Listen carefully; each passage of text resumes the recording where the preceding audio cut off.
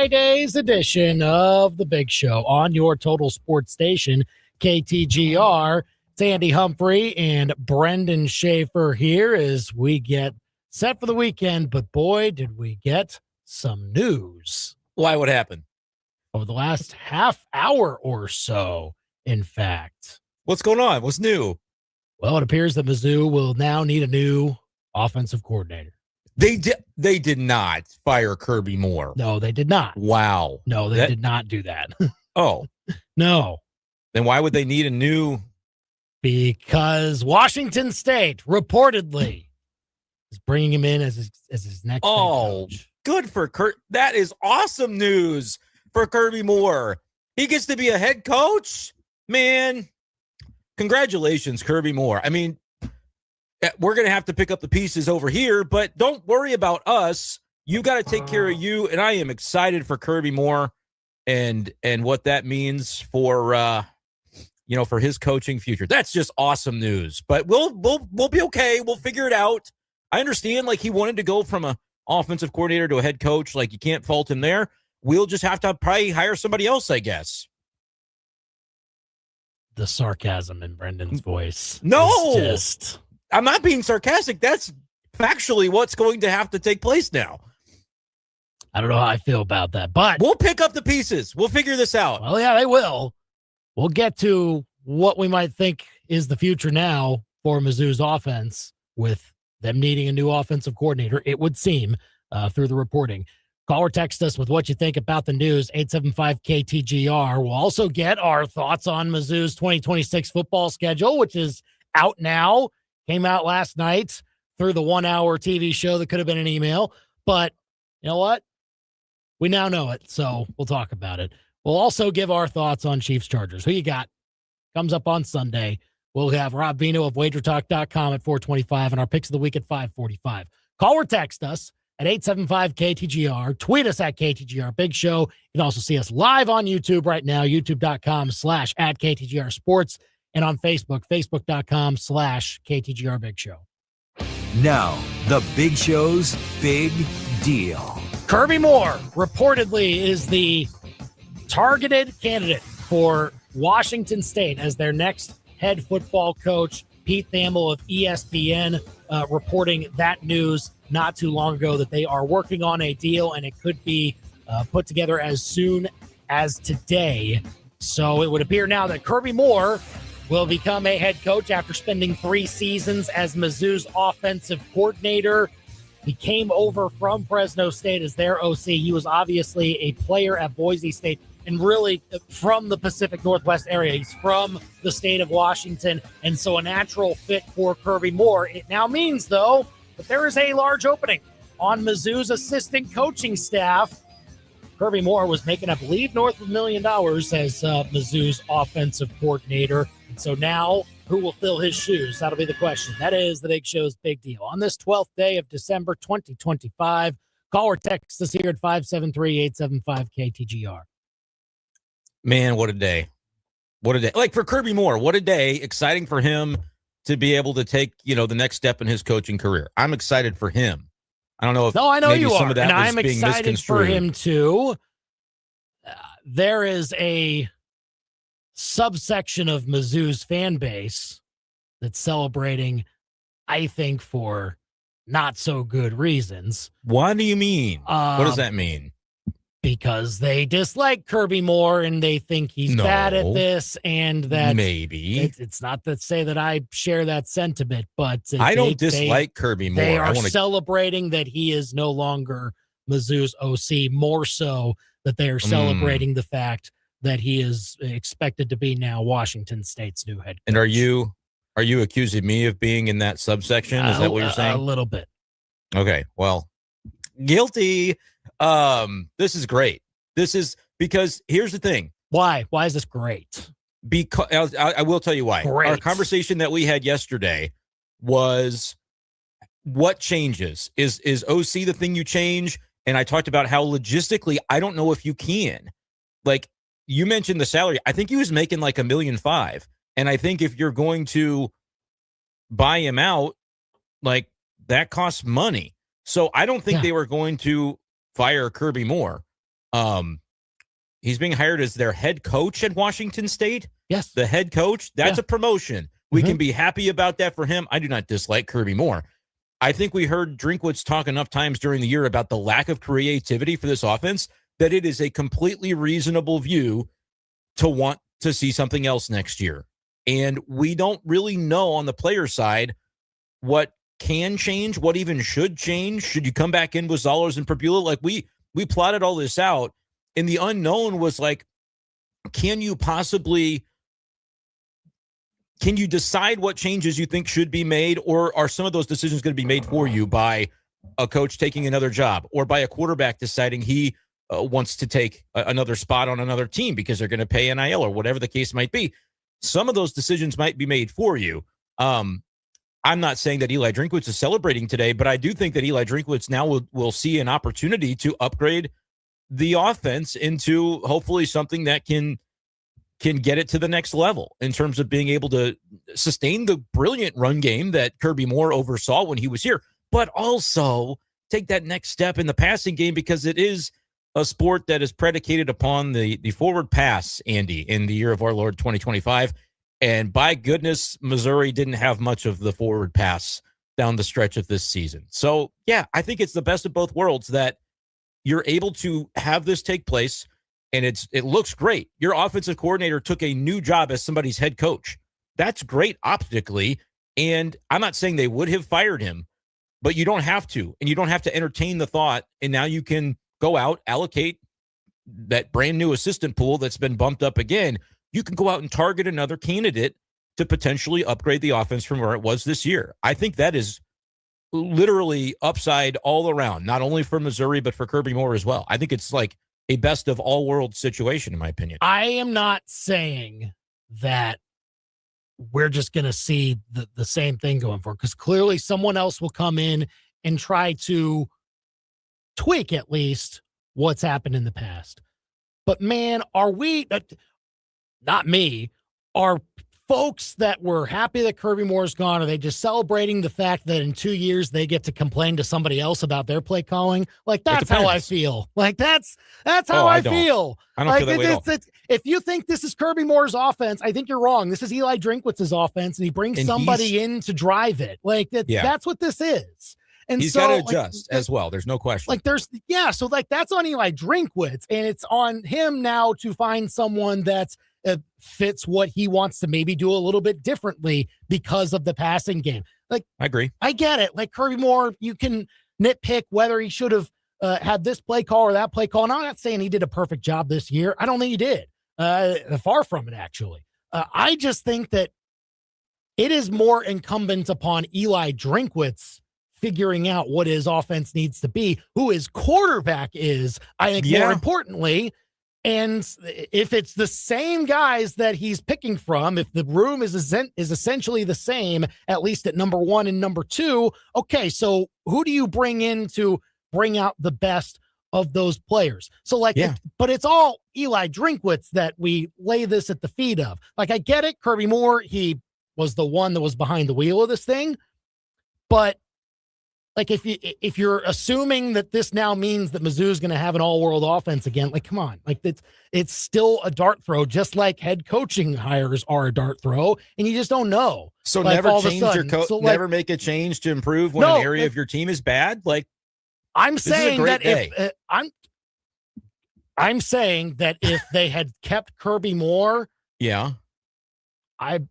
if they had a plan to be developing their quarterbacks, I would be more inclined to like that instead of just change it because we didn't like it. And the best part is they can say and insist until the cows come home, we didn't change it. Kirby Moore got hired to be a head coach somewhere. I don't know what you're talking about. Right. But like, that's why it's brilliant optically. It's great because I don't agree that, like, when an offense is as stagnant as it's been for the past 2 years, like last year, they didn't get the most out of Luther Burden. Like, they did not get the most out of the passing game for the last couple of years.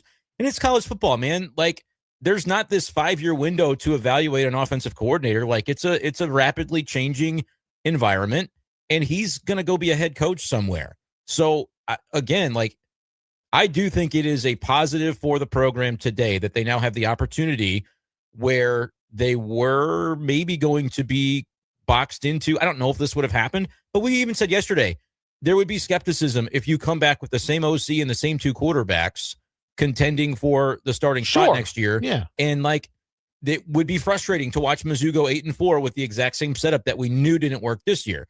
So now you can say, all right, we're changing a variable. Now maybe there'll be a quarterback that changes too, but I'm okay with this variable being changed. And it looks good for the program because they didn't fire their coach.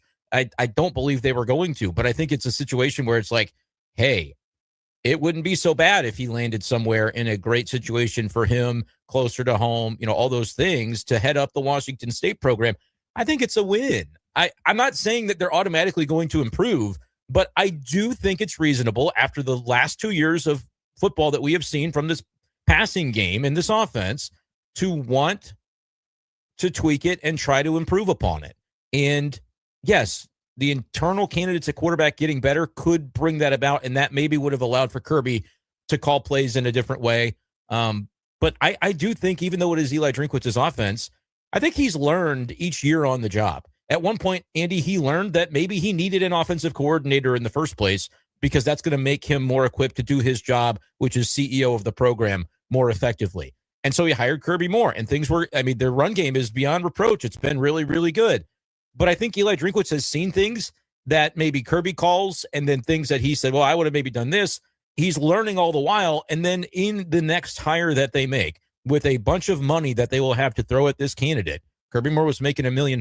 The next guy will probably make that or more if they can hire the big fish, whoever it may be that they would be looking for. Like, I think this is an opportunity for Drinkwitz to take what he's learned having an OC and say, the characteristics of the next one, I would like to tweak a little bit. I'm going to take this that Kirby Moore did really well, and hopefully the next guy embodies this that maybe was a shortcoming of Kirby Moore, and we can potentially level up as a program because of it. I don't know that there's any real downside to that. I don't think they're going to have somebody come in and the passing game is somehow going to be worse with the next offensive coordinator. Well, don't say that. There is a way to go down with this. I don't think there is. Yeah, there is. There's not. They were 103 in passing offense this year, and they're 130 That doesn't teams. Tell the story. That does not sell the story. But here's the thing. From the last 3 games, okay. A&M, Oklahoma, Arkansas. Those are the games that we're seeing most recently. Yeah. You cannot get worse than that as a passing offense. And so I'm not like clinging to this vestige of, well, Kirby Moore had us at 103rd. I sure hope we don't go to 121st. No, that's stupid. I would hope not. That's what I'm saying, though. But that's what I'm saying. You're arguing that it's a. But here's the thing: are you assuming now that it's going to get better? Just assuming all of a sudden that things are fixed because there's someone not named Kirby Moore in the room? No, I am telling you it cannot get worse. So I'm okay with tweaking one variable. And now I'm comfortable if it's going to be Prabula and Zollers, because if internally Drink believes in both guys to be able to come in and compete for the job and thinks one of them is going to be enough to be able to win it, I'd be comfortable with that, because I think Drinkwitz is now going to be able to handpick the next OC, learn from some of the mistakes that Kirby did or didn't make, and be able to level up the program offensively. And again, if you want to tout that they're only 103rd because they had good passing yardage against Kansas and South Carolina, that's fine. That's not the version of the offense we saw at the end of the year. And so that team, I would say what they are as a passing offense over the past month really cannot get any worse than that. No. So I do want something to change. And so I think offensive coordinator changing is a very reasonable thing. And now we can it's not guaranteed to get better. I just don't think from a passing perspective, it can get a lot bleaker than it was when you're watching Bo Prabula go 4 for 7 against Arkansas. I just think the cause for celebration is just a little icky. He didn't get fired. It's not like if you're doing the thing where you don't want to dance on somebody's grave, that's fine. But there's no grave here. He's moving into the penthouse. He didn't get fired. I know. I understand that. I don't even think we have to do that in this instance. We can be honest and say that a variable needed to change. And I am perfectly satisfied that this is now an opportunity for Eli Drinkwitz to show what he has learned from being a head coach at the SEC level, having an OC, working with that individual for a few years, and now we tweak it from there and improve upon it. I totally think that's valid. I don't think it hurts anybody's feelings. We can be very honest about that. And that's where I'm at. I'm glad that it happened. because it happens in a way that's potentially a win for all parties. 875 KTGR. Give us your thoughts on Kirby Moore reportedly being the next head coach at Washington State. LJ is here on the KTGR hotline. LJ, what you got? Hey, good Friday afternoon to you guys. I think you guys have raised some points that Mizzou fans have been scratching their head about all year, which is our head coach making comments about lack of creativity or trying to sustain something on offense. Then nothing really changes, and then you wonder if Kirby had total autonomy, which shouldn't be when you're the head coach. You know, he should help make the ultimate decisions and get involved in the offense more during the week and the game prep, especially some of these games where you had 2 weeks to prepare. Then you get a quarterback get hurt, and he seemed to play better coming off the bench green than he did with 2 weeks to prepare. It was all confusing for everybody that's a football fan here. But the rumors earlier in the year that Kirby was looking at opportunities or was rumored to be in line for head coaching jobs. I guess I don't know if it was connected or not. But I have just one name for you from a football coach, and that our offensive coordinator. That's Chase Daniel. Chase Daniel would be an excellent option. I don't care if he has coaching experience or not. He played in the NFL. He brought an offense with him. He brought an offense with him to Missouri that a coach by the name of Pinkel adopted, and their coaches went down there. And I know the NFL guys are in terms of scheme are better than most of the college coaches. They're exposed to more. It's a higher level. So I know I'll raise a lot of ire with that one, but I would take Chase Daniel at that job tomorrow in a heartbeat. Thanks, guys. Appreciate the call, LJ. I'm not going to say a disparaging word about Chase Daniel. I will not do that. Chase Daniel's awesome. Love Chase Daniel. I love Chase Daniel on TV. I love watching Chase Daniel and doing what he does in that sense. I would like someone who has called plays before. Yeah, that's who I want. This is the SEC. This is going to be, and like part of it, Andy, maybe part of my reason for being more on the excited side of the ledger than like having trepidation about, oh no, now we have to hire somebody, is this idea that like I know assistant pool was a thing that got bumped in the recent contract for Drink. And it feels like the timing is really good. Like right now, the carousel has kind of had its first wave, and now this is a little bit of a second wave, and the Michigan stuff is happening. But if you're Eli Drinkwitz, like you can go out and try to make a splash here. You can go out and try to target somebody with the significant resources that you have. That's exciting. I think that could be really, really interesting right now with the timing of like Drink getting the new contract, another boost to the assistant pool.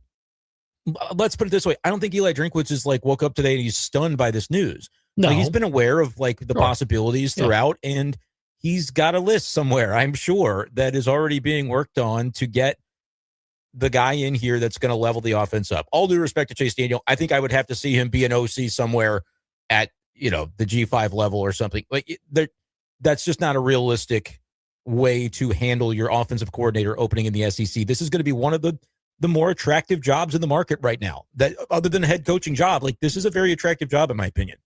And Drink's going to be able to leverage that. Yeah. Like you can see what the potential of a Matt Zowers is, and people probably are not unfamiliar with that, with how he has gone across with his recruiting process and how people wanted him, and eventually he ended up at Mizzou. So like I'm sure an OC looks at that and says, I want to see what I can do with a quarterback like that.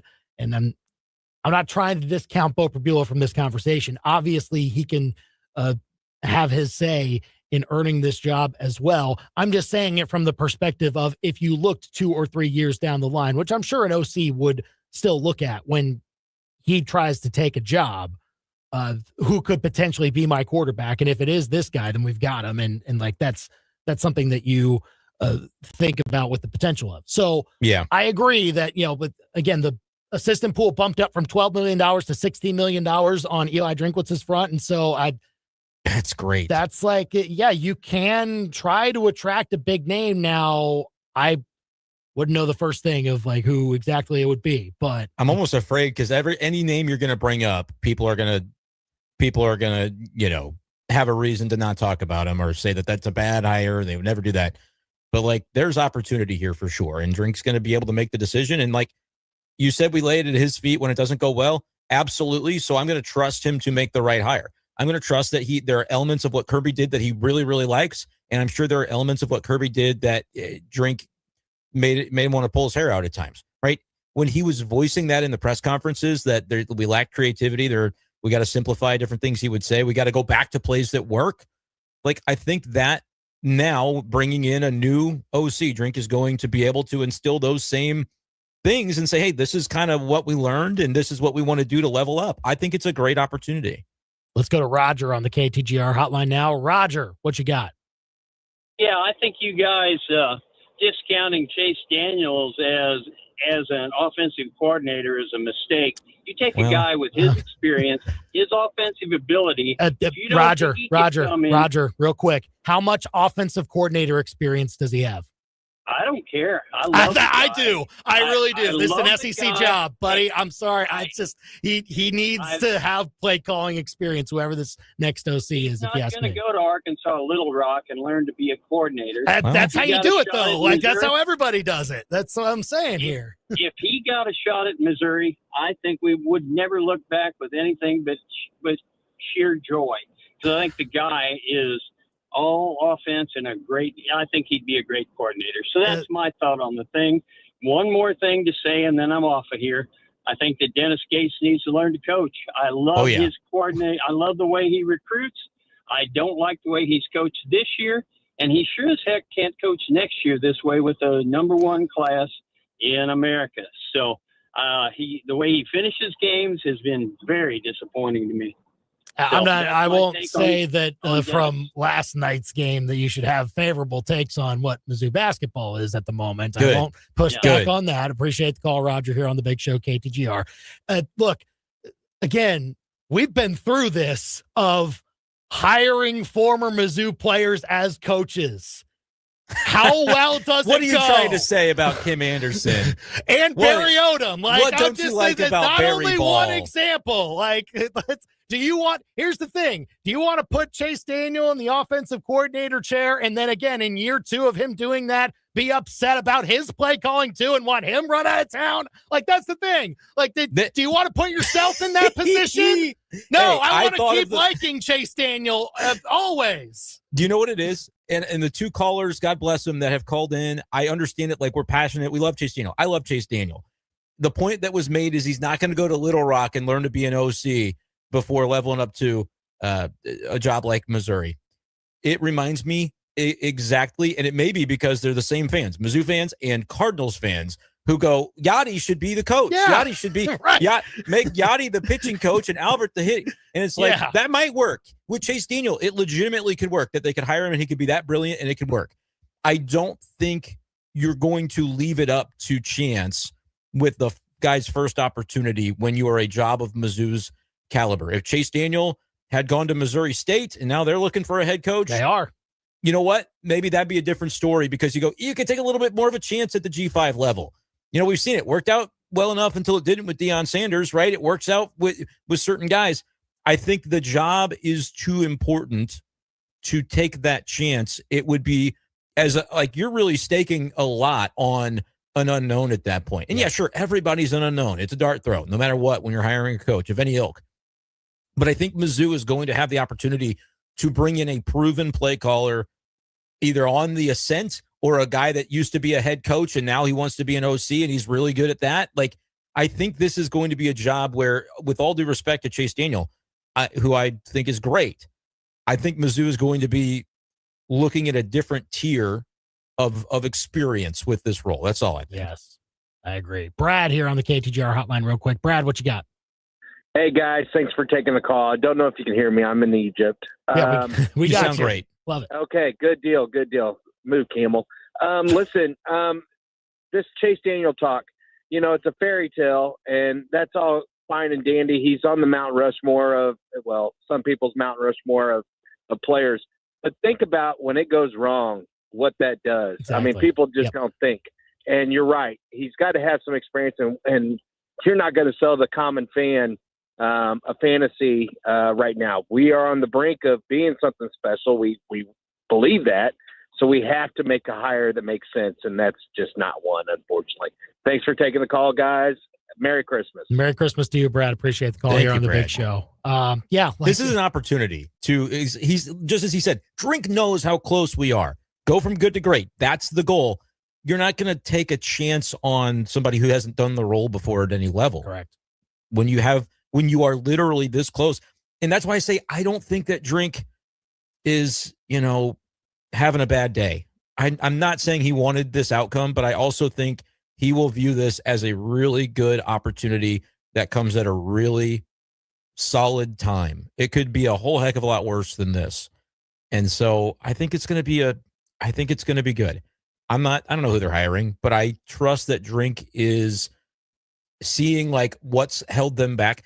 I won't even discount the possibility that one of the quarterbacks goes and Drink brings both in the same cycle. He finally gets his white whale at quarterback, and he gets an OC that he thinks he can win with. Like alignment? I'd like that. Yeah. That's possible. Sure. Now, it's also possible that he gets the OC, and that individual is able to elevate the play of Bo Perbula or Matt Zollers. That could happen too. But I feel better about the idea that there is going to be something different. Something will have changed that we can measure and say, all right, we don't know who the biggest culprit was. Probably personnel over play calling. I would agree. But you can only change what you can change. And so this is an opportunity now. And I don't think that's just like coach speak. I really do think it's an opportunity for Drink to look within at elements of what he can bring to the offense and then get the individual that can inspire the best out of what that vision should look like. I'm excited. I'm not trying to rip Kirby Moore. I just think this is good timing to maybe have a change. All right. So call or text us with who you would want to see now as Mizzou's offensive coordinator. 875-5847 here on the big show. We'll get Rob Veno of wagertalk.com on with us to help us out this weekend, the second legal betting weekend in the state of Missouri, and a full NFL slate to work with. Robbie joins us next on the big show. The Big Show with Andy and Brendan continues next on your total sports station, KTGR. Bet the game day action right from your phone. Download the Caesars Sportsbook app now. Use Radio MO, place your first bet of $5 or more, and get $150 in bonus bets if you win. Open to new users in Missouri who are 21 or older. First wager after registration must qualify and win, and bonus bets expire 30 days after receipt. See Caesars.com/promos or the promotions tab on the app for full terms. Gambling problem? Call 1-800-GAMBLER.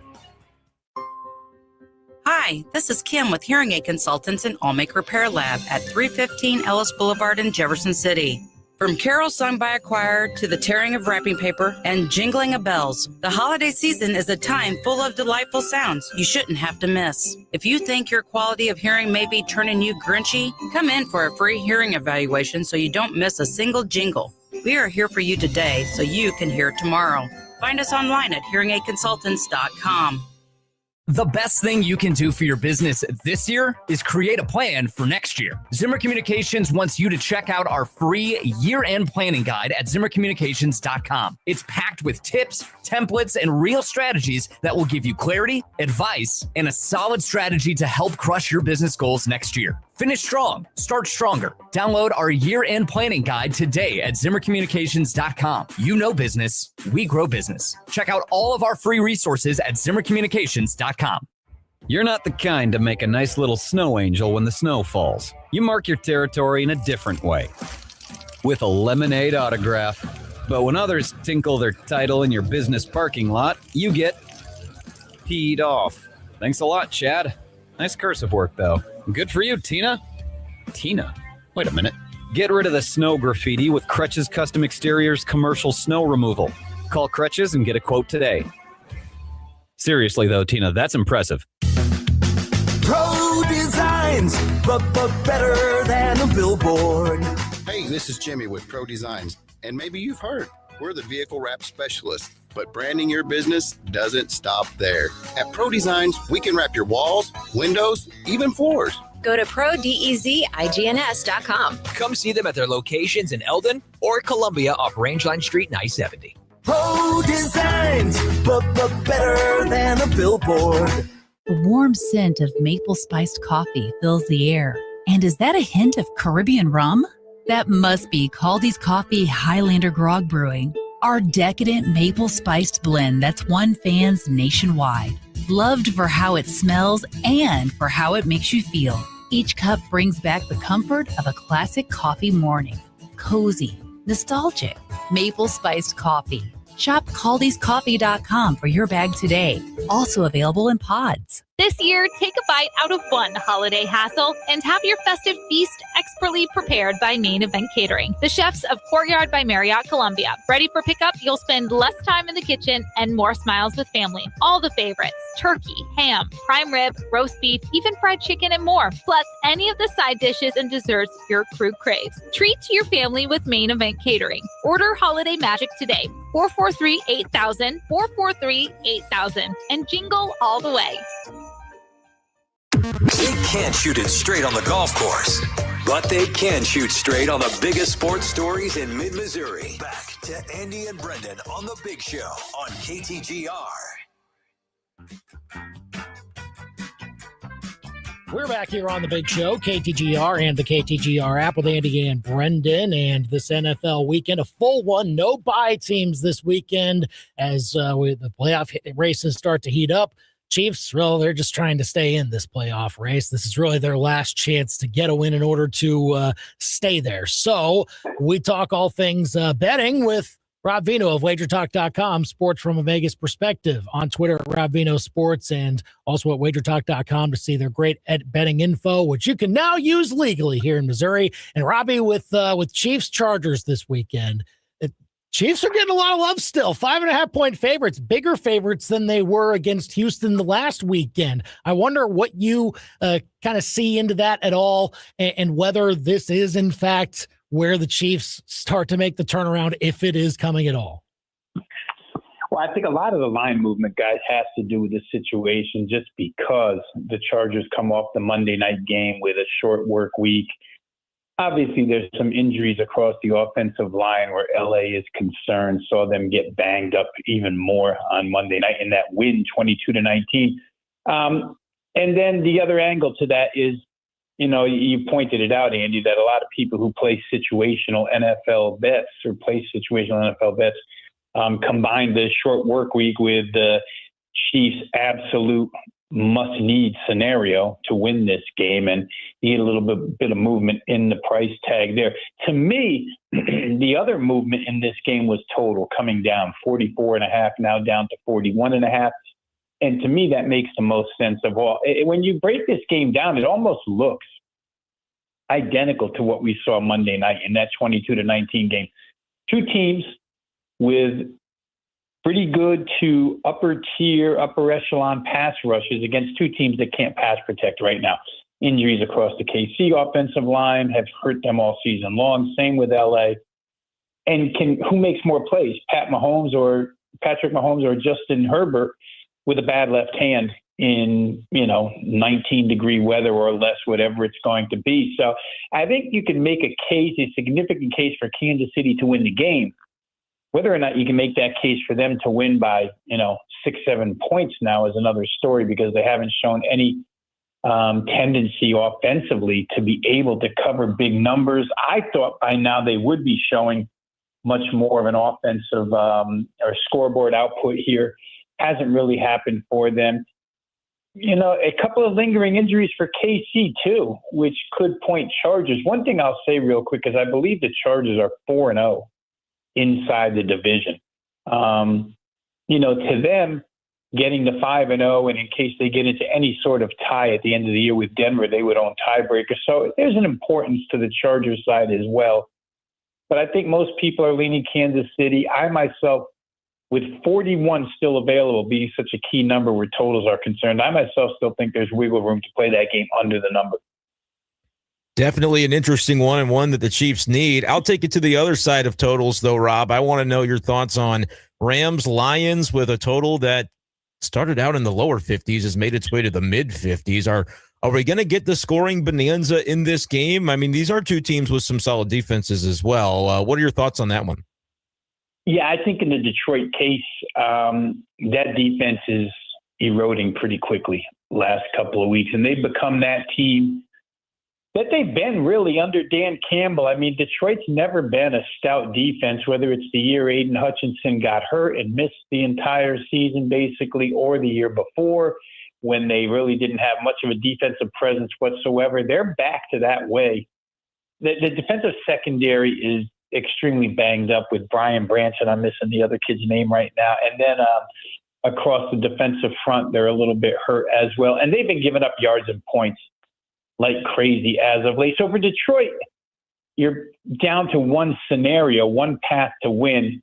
And it comes down to, can we score more than the Rams can? And I don't know that that's the case. If you're this Detroit defense, and the thought of facing Nakua and Devontae Adams and Matt Stafford and that running game just doesn't bode well. And the injuries across the Detroit front don't really help when you're playing a Rams pass rush or a front seven. I think they rank top 10 in pressure rate in the NFL. They just come after you.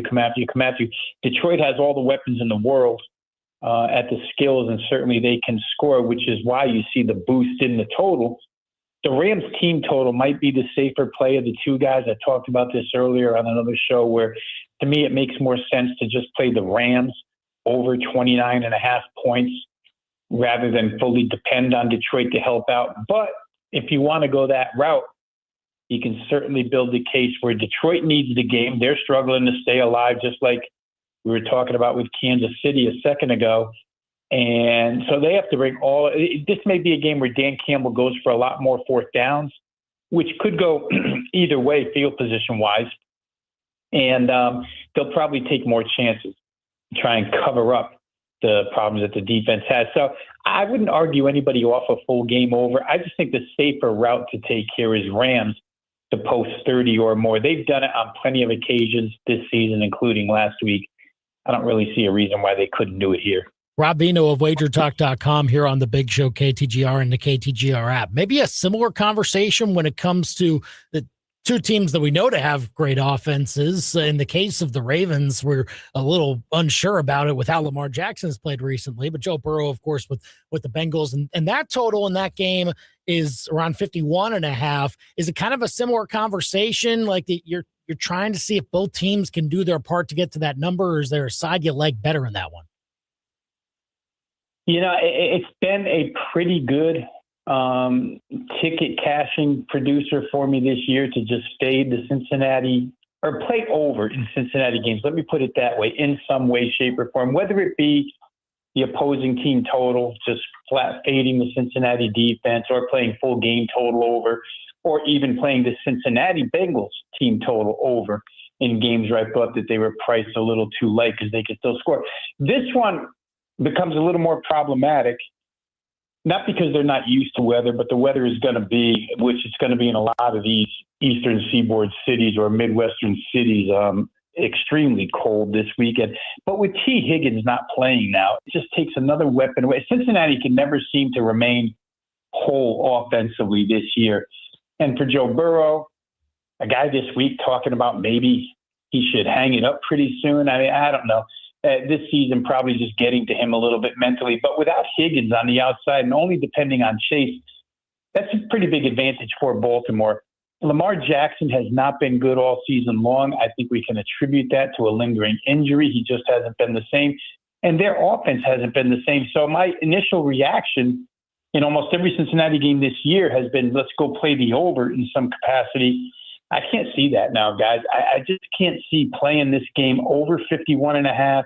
Not that it can't get there because they are the Bengals, but I don't see a clear path where I could play that with any conviction. I do think that Baltimore's probably going to be the right side in this game. Cincinnati minus an offensive weapon with a defense that's already among the 2-3 worst in the NFL. Buffalo probably with Derrick Henry and potentially a couple of explosives out of Lamar, either with his legs or one with his arm, should be able to get Baltimore to the winner's circle, minus 2.5 points. Got to win by a field goal.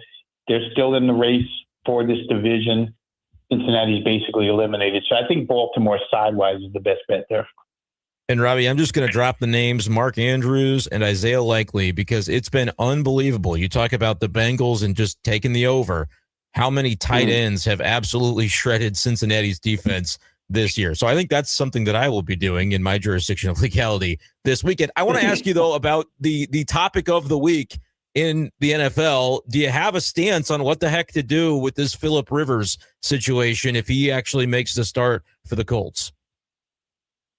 Boy, it's a last resort, last-ditch effort, right, guys, for Indianapolis to somehow stay in this thing, a season where they probably exceeded expectations for the majority of it, 2/3 of it, and then to have it come crashing down like this with the Daniel Jones injury. At any cost, I think you would try to play Riley Leonard. Shane Steichen is an RPO-style offensive coordinator. Riley Leonard's kind of built for an RPO-type system. If it comes down to Rivers, I don't know. This opponent is not the opponent you'd want to put him out there against, because Seattle, as I just talked about with the Rams, their pressure unit is insanely good this year. Their defensive front, Mike McDonald came there and built a defense. I still think Seattle goes under the radar as far as how good they actually are. I actually bet them this week, guys, and I missed the boat.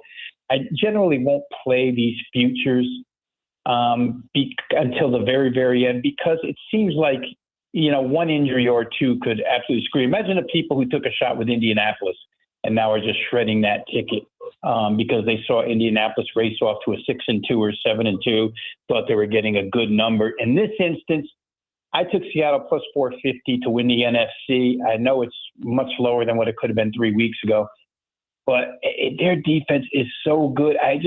The game against Arizona, and Indianapolis's front line, offensive line, is not Arizona's. I get that, but that game, I can't get it out of my head, where they just absolutely wrecked Jacoby Brissett from the get-go. And then last week, the second half that they put in to open up a close game and turned it into a full blowout. I wouldn't be on Indianapolis in any way, shape, or form, guys. It's a big number. I've always liked Phillip Rivers as a player. I just don't know that he can be the answer they want him to be here. So I don't know. I guess if you're looking at that game, it's come down from 46 to 42.5. Jonathan Taylor might have to have 40 carries. I don't know. You're a prop guy, Brendan. You want to bet Jonathan Taylor props in this game? Maybe that's the way you have to go. Not with that 2-touchdown deficit that I think we're all expecting. It's a weird one, no doubt about it. Yeah. It's insane. Rob Veno of WagerTalk.com here on the Big Show KTGR. One more for you, Robbie. Bills-Patriots, big one. Patriots opened as the slight favorite. Now they're the slight underdogs. The Bills did lose at home to this team, but Josh Allen's still on the other side. How do you kind of read into that in a big game in that particular division?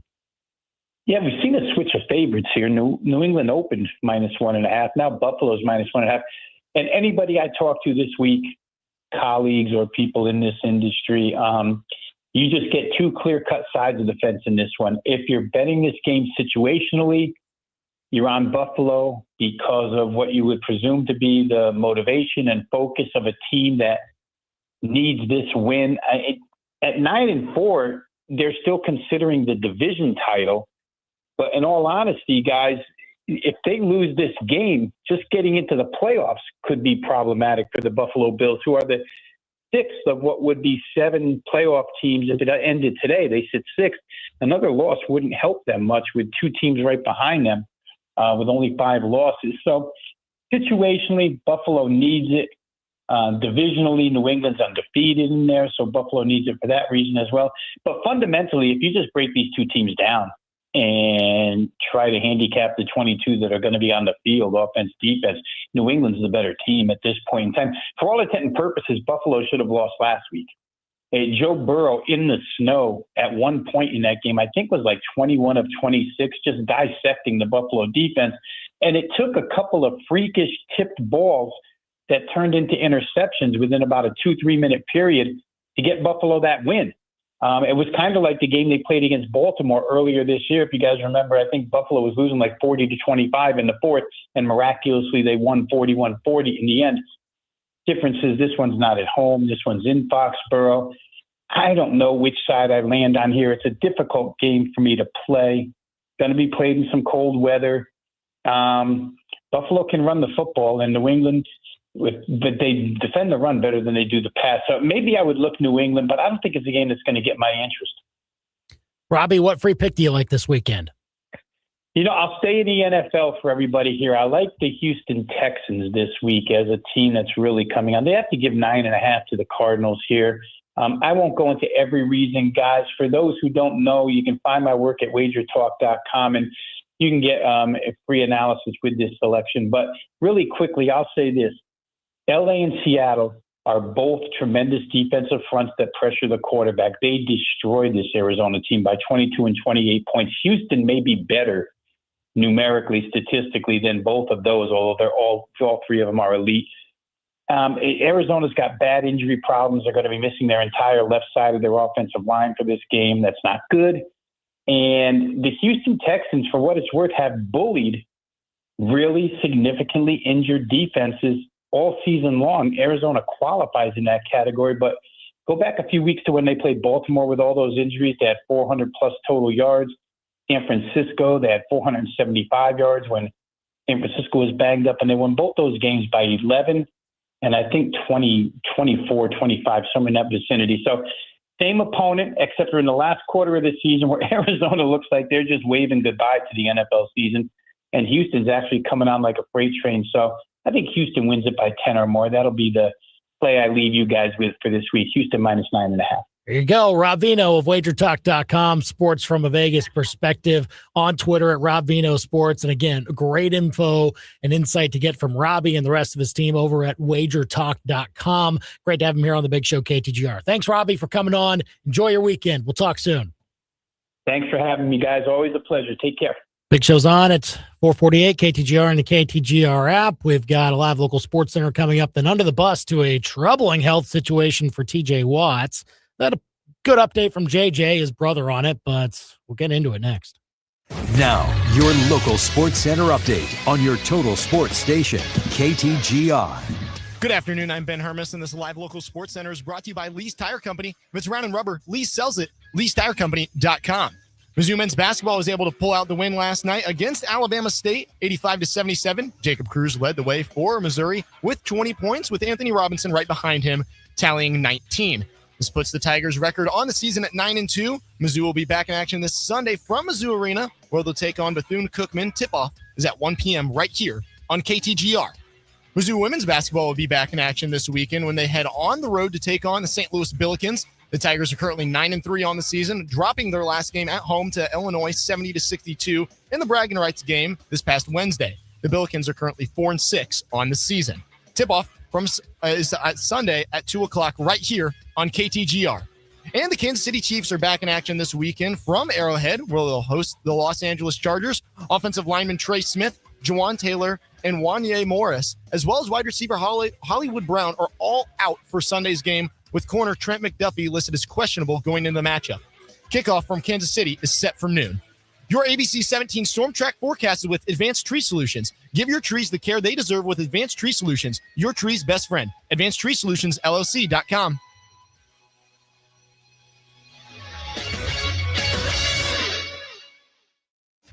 I'm tracking cold temperatures tonight as lows fall into the lower 20s, and we could see light snow in northern Missouri picking up by the morning tomorrow through the late afternoon as that moves down to I-70. Very light snow is expected with trace amounts north of I-70, possibly up to an inch in places like Macon. Brutal cold is expected by early Sunday with double-digit below zero wind chills expected. I'm meteorologist Nate Splater, and that's your ABC 17 Storm Track forecast on your total sports station, KTGR.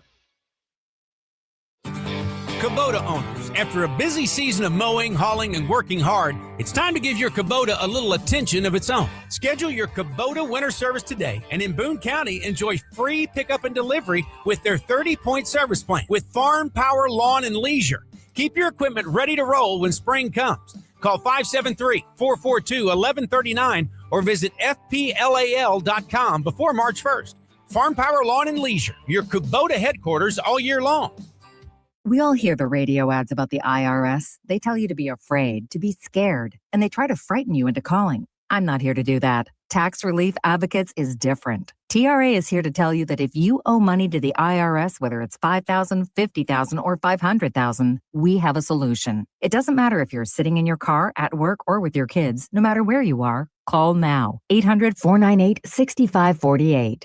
Don't lose hope. TRA can eliminate or reduce what you owe to the IRS. Generous programs are now available that can give you a fresh start. Our passion is taxes and helping individuals fix their IRS problems. We have over 1,000 5-star reviews on Google and an A+ with the Better Business Bureau. You don't need to be afraid of the IRS any longer. End your tax nightmare today by visiting us online at TRA.com or call 800-498-6548. That's 800-498-6548. Tax Relief Advocates. Real solutions for real people. You've got options for what you can do with your money. So asking the right banking and investing questions matters. But who you ask is just as important as what you ask. At Commerce Bank, we have 160 years of experience helping people like you get the most out of their money. No matter your questions, we have proven financial solutions and strategies that we can tailor to meet your needs. Working together, we'll find your answers. The only answers that matter.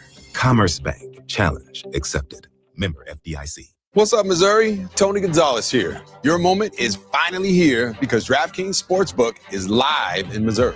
You can get in on all the action with fast withdrawals, a safe and secure app, and betting that's easy to use anywhere you go. And the best part, DraftKings keeps the excitement going with awesome promos and offers all season long.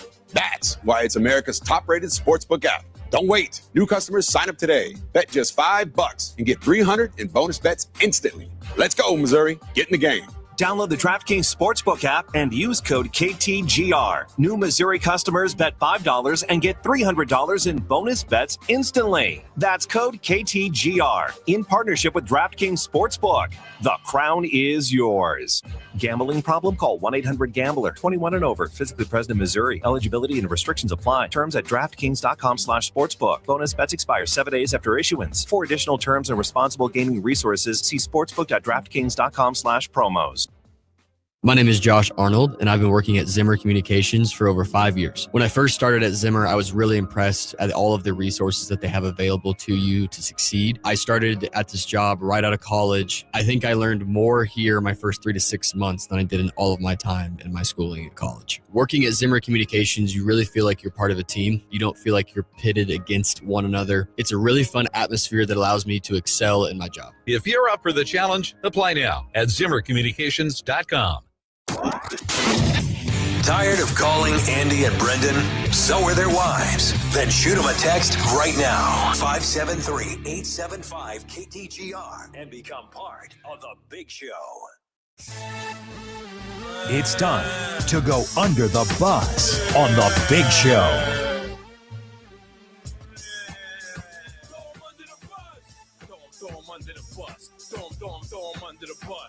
Because TJ Watt, did he get Tyrod Taylor? Did this happen? Oh, like the lung puncture thing? Yeah. That happened to Tyrod? That was 5 years ago, and it like paved the way for Justin Herbert. It happened before the Chiefs game. So like TJ Watt, kind of a similar situation, it would seem, collapsed lung and has to go to the hospital. They have surgery. He appears to be better now, according to his brother JJ, obviously. But this seemed to happen after a dry needling session at the team practice facility. Good grief. And yeah, like something happened pretty similar to Tyrod Taylor too in 2020 before the Chiefs game, I believe the day of the game. And then he had a punctured lung from that. And now all of a sudden Justin Herbert's in. Now it worked out for Justin Herbert, obviously. Yeah, that was the Chargers. I think he sued that team doctor too. I think so. So be interested to see if that happens. He's not going to play Monday night, but maybe the next weekend he'll be okay for the Steelers. But glad TJ Watt's okay because, man, I would feel kind of under the bus irked by that. Yeah, and imagine they lose because they didn't have him in there against the Dolphins. That would be rough. It's time for the sweetest thing in sports on the Big Show. Also, speaking of Tyrod Taylor, not playing this weekend for the Jets. Injured again. Guess who is? Brady Cook, baby. Let's go. First NFL start. Ready to see it. I mean, I don't know how it's going to go, but think about it. After 2022, you think that Brady could be an NFL quarterback in 3 years' time after that? It's pretty impressive. Yes, man. I want to see him unleashed. Like, let him roll out. Let him use his mobility. Give him a chance, and I hope he lets it fly because you may not get another chance. Like, this is a real big opportunity for him. So we'll be looking forward to that. Jets, Jaguars on Sunday.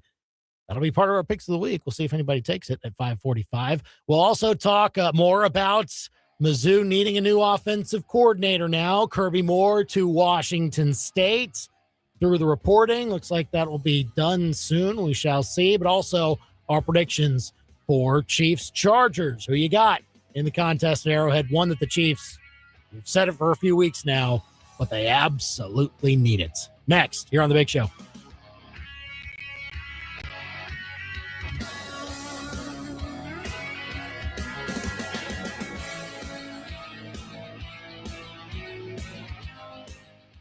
Hi, everyone. Andy Humphrey here for Lee's Tire Company. It is getting to be holiday time, and that means slick roads a lot of the time. So make sure that your tires are in tip-top shape. If you need new ones, now's a great time to get some at Lee's Tire Company because right now they're running a special where you can buy 2 tires and get 2 free on Mastercraft and other select brands. That's right. Buy 2 tires and get 2 free. That'll save you a ton of money if you need new tires or you just want to switch them out for the winter time. You can do that too with Lee's Tire Company. They have an excellent service team at all 3 of their locations that can get your car serviced for these winter months. And of course, they are the tire pros in mid-Missouri. I've gotten my new tires from Lee's Tire Company. You should do so too, especially now. Buy 2 tires, get 2 free on Mastercraft and other select brands at Lee's Tire Company on the Business Loop in Columbia or University Garage by the MU campus or their location in Centralia. If it's round and rubber, Lee's sells it. Lee'sTireCompany.com. A North Pole wind,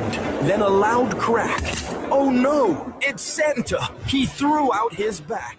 Santa's getting older. Yeah, but with the way elf wages are these days, he can't afford fancy jibs. So the big guy went to Playing Again Sports. They've got used treadmills, free weights, dumbbells, and benches. All at prices that Santa actually approves. Plus, no waiting for machines. Unless Rudolph's hogging the squat rack again. Bro, I'm bulking. Playing Again Sports. Think of them first, so you don't finish last. I'm Michael Agnew with API Project Fitness. At API, we're dedicated to helping you reach your fitness goals with workouts that are motivating, challenging, and effective. Our group classes are high energy and designed to maximize your time with efficient movements and smooth flow. There are real results here to find, whether you're just starting out or ready to push it to the next level. API is where hard work meets progress. Everyone needs a fitness routine. Let us be yours. Sign up today for a free trial at apiprojectfitness.com. KTGR AM Columbia, KTGR FM Fulton Columbia, K286CL Columbia, Mid-Missouri's total sports station. KTGR. I'm Ed Benkin. Former Michigan coach Sharon Moore is facing 3 criminal charges after an arraignment earlier today. Moore is charged with third-degree home invasion as well as breaking and entering and stalking in a domestic relationship. Other college football news, Utah coach Kyle Whittingham is stepping down after his team's bowl game on New Year's Eve. According to ESPN's Pete Thamel, Utah plans to make defensive coordinator Morgan Scalley its new head coach. Also, according to ESPN's Pete Thamel, Washington State has targeted Missouri offensive coordinator Kirby Moore to be its next head coach. NFL news, Steelers pass rusher TJ Watt had surgery to repair a partially collapsed lung. He will not play Monday night's game against the Dolphins. The Colts may have Phillip Rivers under center on Sunday. ESPN's Bart Scott talked about what it was like playing against Rivers. He's the biggest trash talker ever, man. Like, he's one of my favorites. Like, out of the 3 kings that came out of that draft, I think he's the one that often gets forgotten because he's the only one without a title. No decision yet has been made on who will start at quarterback for Indianapolis. Cowboys cornerback Trayvon Diggs says he expects to play against the Vikings Sunday night after being out for 2 months with injuries. ESPN Radio is presented by Progressive Insurance. Progressive Commercial Insurance flexes to fit your business's needs. From quick repairs to adjustable coverages and even payment options. Progressive Commercial makes it easy to get what you need. Quote today in as little as 8 minutes at progressivecommercial.com. From Faro. 15 to the 10, to the house. Push. Back to the wall. And it's Arrowhead. Touchdown! Kansas City! To your speakers. This is the big show, baby. Get fresh takes on the biggest sports stories in mid-Missouri. Right now, this is The Big Show with Andy and Brendan on KTGR. Wow, has it been an eventful news day in Mizzouland. We had the football schedule reveal for 2026 come down last night. Yes, we knew the opponents and the locations, but now we know the order, so that's exciting. And when the Tigers are playing all those games, Kirby Moore won't be coaching them. He is taking, reportedly, the Washington State job. It's widely believed that that's going to come to fruition at some point in the coming hours and days. So that would leave an opening for Mizzou at offensive coordinator. So we've been talking about that on the show. And, oh, yeah, the Kansas City Chiefs have to win on Sunday to keep their playoff hopes alive. They're taking on the Chargers. So we're going to get into all that on the show, and you can weigh in with your thoughts, 573-875-5847. Also, our picks of the week before we get out of here on a Friday. All that's coming up, but first, it's 5 o'clock. It's time for the Top 5 at 5 on The Big Show. Number 1. If you want to trade away for curtain number 1, you can have curtain number 1. Kirby Moore is going from Mizzou to Wazzu. According to Pete Thamel, the ESPN, his sources telling him that Kirby Moore, the OC at Mizzou, is being targeted as Washington State's next head coach. Sides working towards the deal, expected to come together today. So it's widely expected that that will happen, that Kirby Moore will no longer be Mizzou's OC. Mizzou fans, there are a good amount of them that are kind of happy about that. I still think that I need to see who they're going to get first before I actually determine whether Mizzou will have a good chance to have a revamped offense next year. Ultimately, it's on Eli Drinkwitz. It's ultimately his offense. It's his job to get the right quarterback, whether that guy's in the room at the moment or not, and we'll see what comes together in the end. Here's a name that I'll throw out there. Not insider info or anything like that, but I think Casey Woods of SMU should get some strong consideration for this. Number 2. Number 2, your timing is impeccable. Mizzou football also knows its 2026 schedule. They're starting out next year with their 3 non-con games. First conference game is at Mississippi State, September 26th. Homecoming game is October 3rd against Florida. And as expected, they're not going to finish the year against Arkansas. They had done so each of the last 12 seasons. Now it'll be Oklahoma as the Thanksgiving weekend opponent. Tigers will get that game at home. It'll cap off a pretty monster month of November, as we'll get into it here in a bit. Number 3. Seemed that Mizzou men's basketball underperformed what was expected against Alabama State last night. They only won by 8 points, 85-77.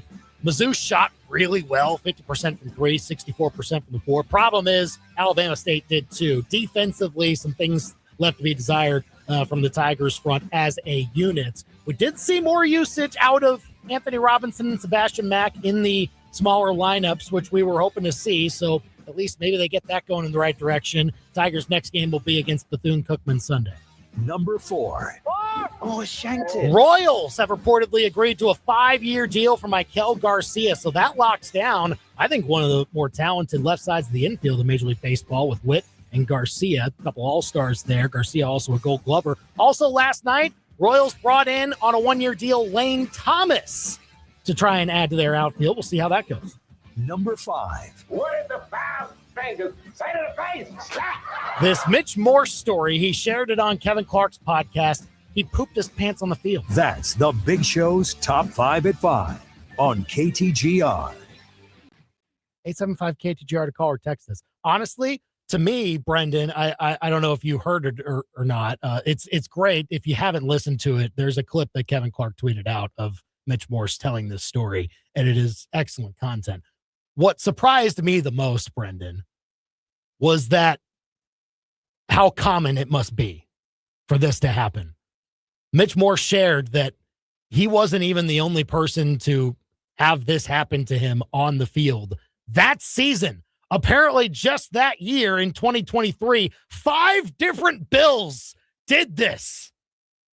Pooped their pants on the field. What? Who would you now? That's a trend. Yeah. And that's like kind of troubling. Yeah.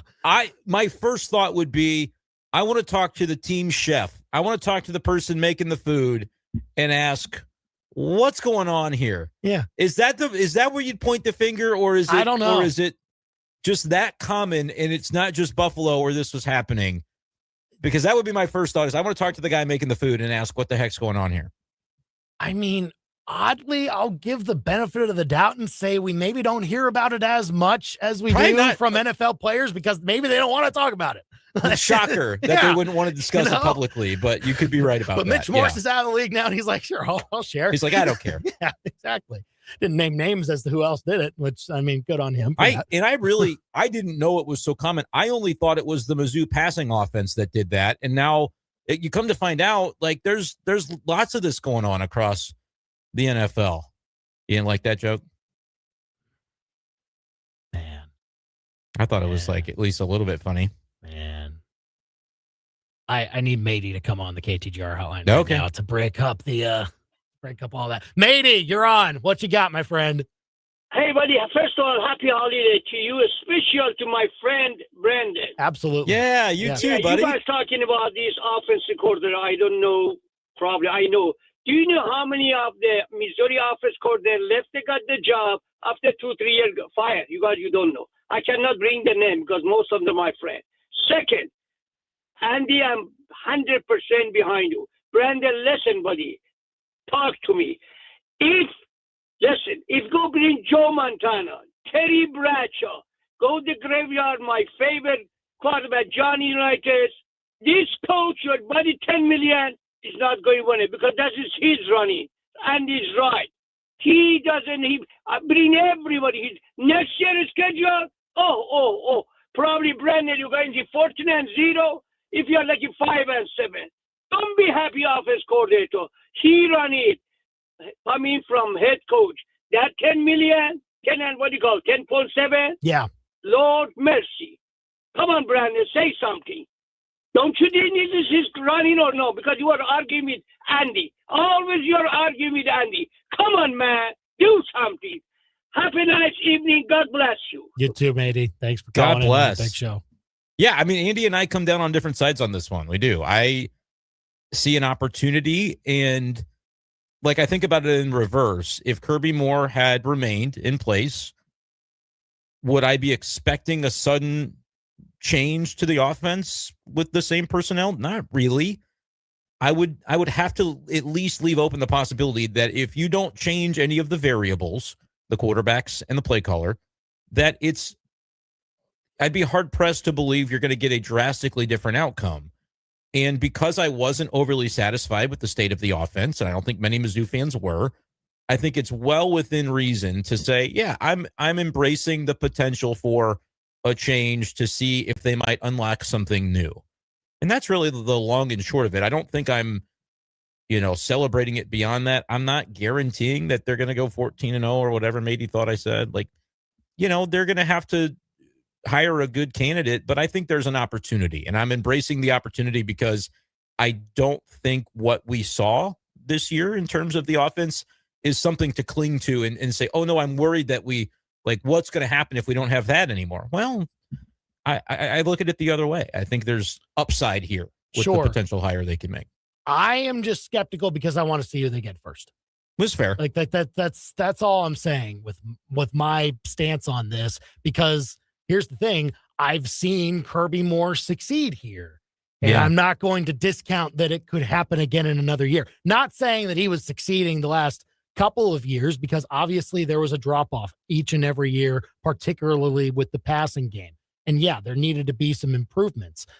I'm saying, like, if we see an OC come in and do exactly what Kirby Moore did in his first year as OC, then that's a win. That's all I'm saying with this, is that sometimes you just don't know how it's going to work out. So I want to see how Mizzou goes about this process first before I say, okay, I'm excited about this change now, because look, you're right. They do have a good chance here to bring in a name that can have some juice and essentially elevate this team. Will they do it? Just have to see if that happens. Oh man. Well, I'll agree with you on this, Brendan. It is a monumentous day because Old Jay is called back in. Old Jay here on the KTGR. He's got to weigh in. He's got to. Old Jay, what's your take? Okay. So let me get this straight. There is a team in Missouri that kind of needed to make a change, and they did it, and we're all happy about it. So nothing against Kirby Moore. I think that the damning thing against him was the press conference when Drinkwitz said that basically we weren't masking anything. They basically knew what we were going to run. Mm-hmm. That was not a good news. But let me ask you a question. There's another team that plays in Missouri that really needs to make a change. Not the change that people probably are thinking, but they've needed to make it for, I don't know, a decade. So when are they going to make that change? Because, oh my gosh, why is Doug Armstrong still anything to do with the Blues? Because they're terrible. You can't keep firing coaches because at some point, George, it is you. It's not them. George Costanza, he is the George Costanza. It's not you. It's me. Seriously, he needs to go. They did win a cup, though, within the last decade. And isn't he going to go? There's the whole John Mozeliak setup that they've got. Like, it doesn't. It has not happened soon enough. And I'm afraid it's Doug the Blue. I think Bennington, unfortunately, is going to need a change of venue. I think he's pretty much done. And I think we've set the Blues back about 4 to 5 years, and it's going to be that long before they're serious contenders again. And it really frustrates me. Oh, and by the way, just to make everybody mad, Chargers by 3, because there has to be some kind of win from a Michigan man, because there's some stuff going down there in Ann Arbor. Yeah, man. Appreciate the call, Jay, here on the Big Show, KTGR. I didn't know the direction he was taking that. I thought he was going to go like Matt Nagy or something like that. I thought he was going to go Chiefs, and it was good. But then he said that it needs to be a change that has been needed for a decade. And I was thinking, all right, hold on a second. That's not Andy Reid. Yeah. That's not any. What's he? We do know that, we talk about Missouri, where they're going to change the OC or change the quarterbacks, which, by the way, officially, they did not choose this. Right? There's no indication that they were going to let Kirby Moore go. Kirby Moore got promoted to a higher ranking role, heading up an organization himself. So it's not that Mizzou made this change. I do like to think that behind the scenes, Drink is so powerful that he can tell a program 2,000 miles away that they have to hire his OC as their head coach so that he doesn't have to buy him out. But I don't necessarily think that is what happened. I don't know. This is it's interesting for sure on a lot of fronts. Here's I threw it out in the top 5. I think Casey Woods needs strong consideration for this. I don't, again, not reporting anything. That's SMU's guy, right? SMU's guy used to be a Mizzou coach. Okay. Coached tight ends. I think was one of Drink's first, he was on Drink's first staff, I believe, but eventually got an OC job elsewhere. I can't remember if he went straight to SMU. I believe that's the case because he's been there 4 seasons now. But let me just read off to you the rankings of SMU's passing offense nationally in the 4 seasons that Casey Woods has been there. 2022, they were 7th. 2023, they were 23rd. 2024, they were 31st. 2025, this year, they were 12th. National rankings in passing yards per game. That's pretty good. You got to consider them. But is that their style of offense that isn't going to mesh with? Because I think at the end of the day, Drink is still, you got Ahmad Hardy and Jamal Roberts. You're a run-heavy team, but you'd love to be able to do both, right? You'd love to be able to bring in the creativity. And so a guy that's had success as a passing coordinator, I would totally agree with you and say there are elements of what he does well that I think you can bring in and bridge the gap to say Drink knows what they want to run from a on the ground scheme standpoint, and they could use a little bit of a boost in the air. I think that would be a great candidate. Like, I don't know much about him. You've got your research done on it, but I feel like there's a lot of merit to that idea, Andy. I mean, the fact that those numbers were fairly the same, like it was a top 31 unit in the country each year. And keep in mind, there was a conference change in between there. 2 years at one conference, 2 years at another, hopping up in level. And so, like, I just think that needs consideration. Again, not saying that absolutely he's one of Drink's candidates. We have no clue. But like, I think that is kind of a natural sort of, obviously, familiarity there and success at another school as a play caller that now is in Power 4. And so, and I mean, they almost won the ACC that year. Maybe should have. But like that's kind of what I was immediately thinking of when you talk about names that they could go out and get. But like, again, that's why I immediately go to that and I say, okay, so who is this going to be? Because it does need to get better. And now you're staking it on, okay, let's try and get better. Paul was here on the KTGR hotline. Paul, what you got? Hey guys, with Brendan being the Probula expert, a lot of interceptions at the end of the year. I'm more concerned. Do we know who's starting quarterback in the bowl game? It's only 2 weeks away. I think it's more concerning who the quarterback is going to be next year with this schedule. With the portal coming up, you'd think if he was leaving, he would be playing in the bowl game. Do you all know what's going on with the quarterback for the bowl game? Sure. Appreciate the call, Paul. We don't know. I mean, I think the assumption and just going off of this season, what Eli Drinkwitz has said in the past is like, Bo's our starter. He's healthy. He's going. I wouldn't think that it changes with this. Now, there's obviously the element of, okay, you want to learn about somebody, but like, here's the thing. If you say in this bowl game, Matt Zowers is your starter, okay, is starting this game, okay, he's your guy. Like you're making the change now. And I don't think you want to do that in this time when you could. You're positive? Well, you could have a full off season of evaluating both of them in a best case scenario that you let them compete it out that way instead of just in bowl practice. You want to see it in a lot more practices. But if you were Eli Drinkwitz in your heart of hearts and you thought that Matt Zollers gives you a better chance next year, wouldn't that be something that you tell the team this week you're doing, and then like as it goes along? I don't think so. I think if it were me, I would still make Bo Probula the starter because I have named him as my starter this year, and I don't make that change just yet for a bowl game like this. My point is this year's over. And so if you were trying to inspire, if you're Drink and you believe Zollers gives you a better chance than Bo, and Bo's being paid a lot of money, you could tell him now that that's going to happen and he might just go ahead and transfer. And then But are you going to make that decision now without seeing both of them in the room for another off season? See, that's what I want to know. I want more info on who my starter should be. Yes, this year is over, but next year has not begun yet. You're in a weird tweener period with that, and I don't think you need to be making drastic decisions like it in this time. But there's an alternative, though. Like, you wouldn't necessarily be pot committed to Zollers if you kind of nudged Probula out the door. Is Bo Probula making NIL? I think he is. Yeah.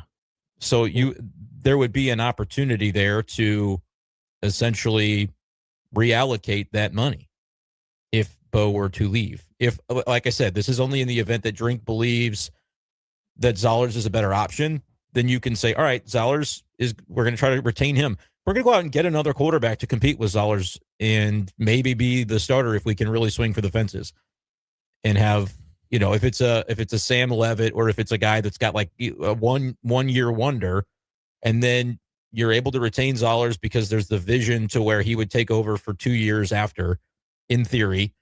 I'm saying, like, is Probula's money, because it does always come down to money for me, is that the best spend that you could have if you think it's a coin flip between him and Zollers anyway?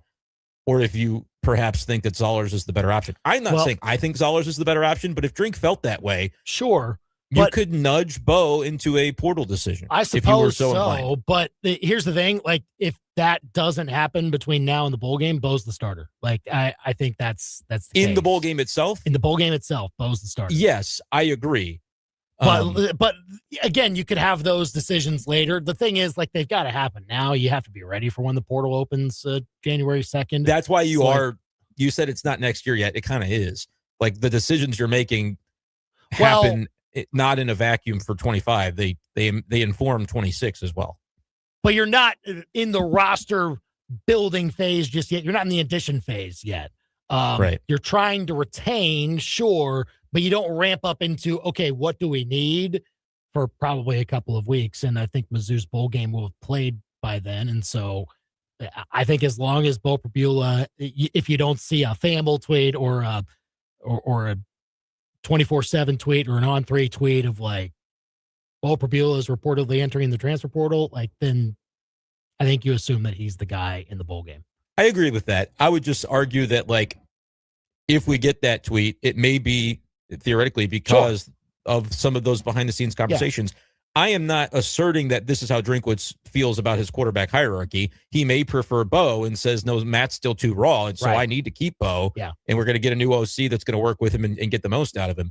But it's just a gut feeling like if this goes the way of Drink feels like they've been knocking on the glass ceiling and he's ready to break through and he's got the money in terms of the assistant pool and the NIL to like go all in on a 1-year portal quarterback and the OC of his dreams and does it at the same time and wins a bunch of games and then hands the reins to Zollers the following year. Because Paul called me the Prabula, I don't know if he said expert or the truther. Expert. I was a huge fan and still am a huge fan of Bo. I just think that the limitations that we have witnessed as a passer over the last month or so really do scare me into going, how sure can you be about him taking the next step when it is so important? The OC job is too important to just give to Chase Daniel because it would be fun. Starting quarterback in the SEC is too important to just stick with who you have because it's easiest. Like, I don't think Drink would be afraid to make some waves if he thought he could improve the team's situation. It's just delicately going to have to be handled because nudging Bo toward the portal wouldn't mean that he doesn't like or believe in Bo Prabula, but there are some difficult decisions that will have to be made in one direction or the other. No matter what they do, it's a decision. Don't just lean on a status quo because you think it's too difficult to change it. Like, I think we've seen that some eggs can get broken in this process. You've got to have a plan in place for who you can get instead. I agree. You don't just go in and say, all right, well, let's see what's in the market today. No, but I think you got to know already. Largely, I think you know that before the portal opens, and in some cases before that person even announces they're entering. Sure. Let's be real. I'm not saying that there's anything untoward happening, but like at this level, you're gonna have some awareness of what to expect. 875-KTGR, give us a call or a text. Give us your thoughts on Mizzou now needing a new offensive coordinator for next year. Kirby Moore reportedly going to Washington State to be their next head coach. And we got the schedule reveal last night, and I feel like we don't even have time to talk about it today. I mean, we can have it next. We can do that. I know. We'll get to Chiefs Chargers. I will need like 30 seconds to rant about Mizzou basketball at some point. We'll get to that also. Oh, it's bleak. We'll get to it next here on The Big Show. Follow The Big Show on Facebook, X, Instagram, and YouTube. And keep it here on your total sports station, KTGR. Hi, everyone. Andy Humphrey here for Advanced Tree Solutions. If you have ever called them up for service on your trees, you know exactly what type of people they are. They're not going to upcharge you. They're not going to beat around the bush. No, they'll come out, inspect your trees. They'll tell you exactly what needs to be done. And they'll even go above and beyond to make sure that they are safe, even doing things that might not cost you anything in order to ensure their long-term health and safety. So you're not only getting the most trusted tree experts in mid-Missouri, but you're also getting a team that knows how to take care of you at the same time. That's Eric at Advanced Tree Solutions. Call him today about tree pruning so he can take care of that. Go to advancedtreesolutionsllc.com. There you can also see their full range of services, tree removal. They also do stump grinding, even commercial snow removal. So if you have a business that needs snow removal later on this winter, keep them in mind. Your trees will thank you if you go with Advanced Tree Solutions. Go to advancedtreesolutionsllc.com. Bet the game day action right from your phone. Download the Caesars Sportsbook app now. Use Radio MO. Place your first bet of $5 or more and get $150 in bonus bets if you win. Open to new users in Missouri who are 21 or older. First wager after registration must qualify and win. And bonus bets expire 30 days after receipt. See Caesars.com/promos or the promotions tab on the app for full terms. Gambling problem? Call 1-800-GAMBLER. Hi, We're Midway Electric. When winter hits, electrical issues can turn serious fast, at home or at your business. That's why you need a trusted local team that shows up, solves the problem, and stands behind the work. From whole home generators and security systems to everyday service and repairs, Midway Electric has you covered. And now through January, get $500 off a whole home generator installation to keep you powered up no matter the weather. Midway Electric, powered by people with pride. MidwayElectricInc.com. You don't just sell, you connect. You listen, learn, and deliver. You build relationships that turn clients into partners. At Fuse 32, our people don't push products. They craft solutions. They anticipate problems before they even happen, and they fix them before anyone notices. If results and relationships, not excuses, drive you, then it's about time to join the team that never settles. Fuse 32. There's nothing we can't do. Apply now at Fuse32.com. Pro Designs, but better than a billboard. Hey, this is Jimmy with Pro Designs. And maybe you've heard, we're the vehicle wrap specialists. But branding your business doesn't stop there. At Pro Designs, we can wrap your walls, windows, even floors. Go to ProDesigns.com. Come see them at their locations in Eldon or Columbia off Rangeline Street and I-70. Pro Designs, but better than a billboard.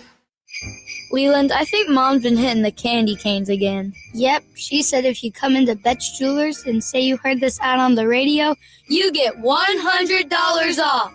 $100, no minimum, no catch, any jewelry in stock.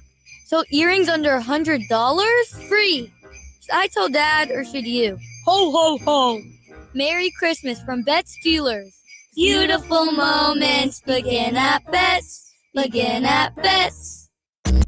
If it's Mizzou sports, it's happening here. Now, back to the big show on KTGR.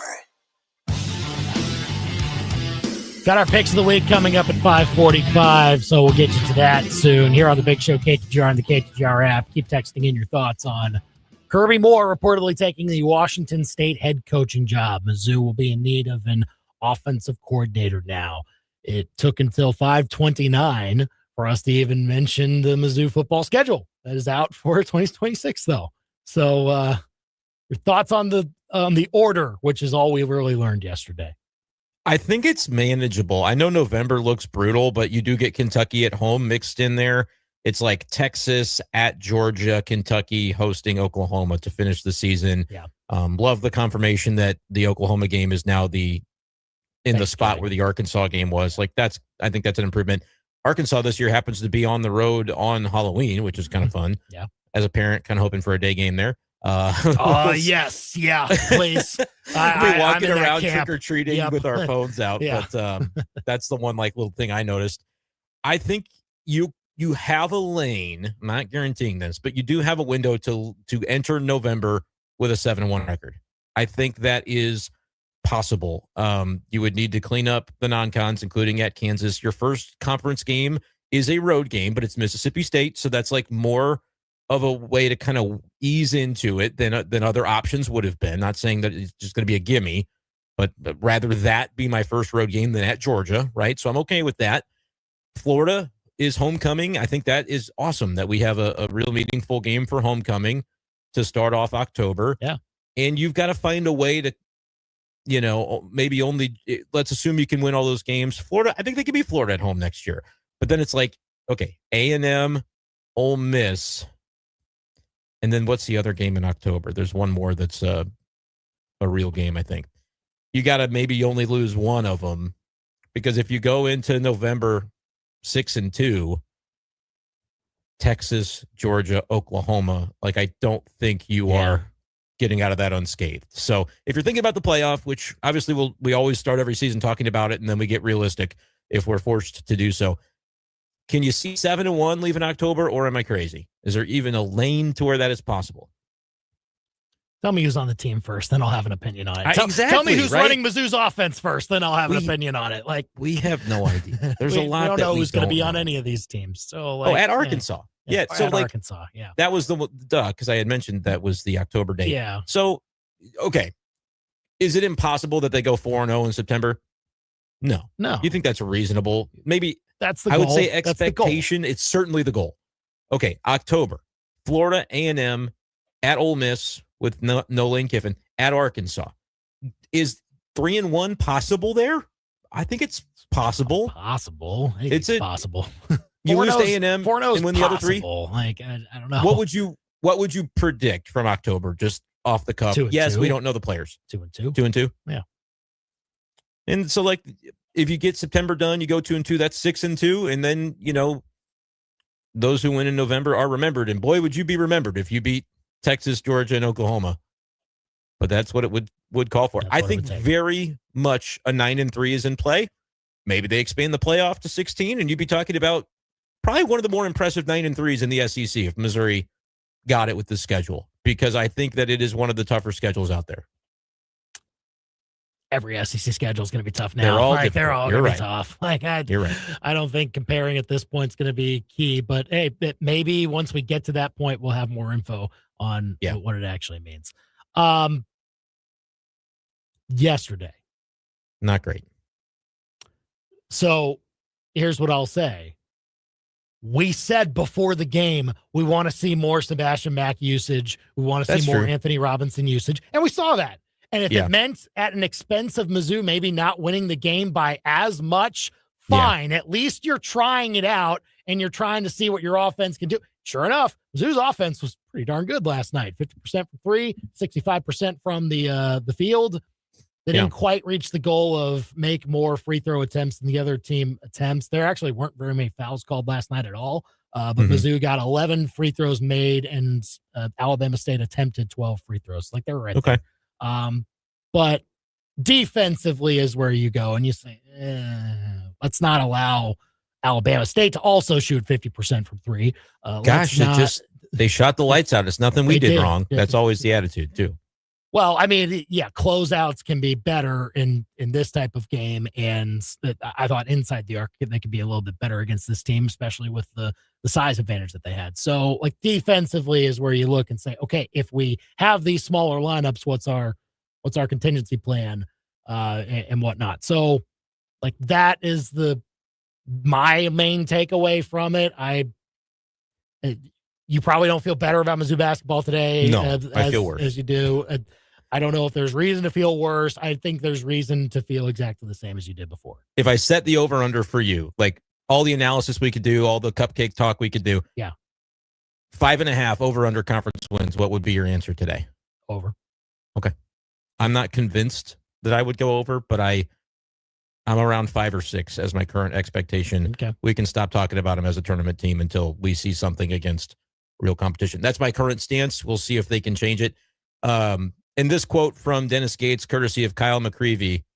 If I'm butchering his name, I apologize. Dennis Gates said, quote, being able to be 9-2 is definitely something that's exciting for our program.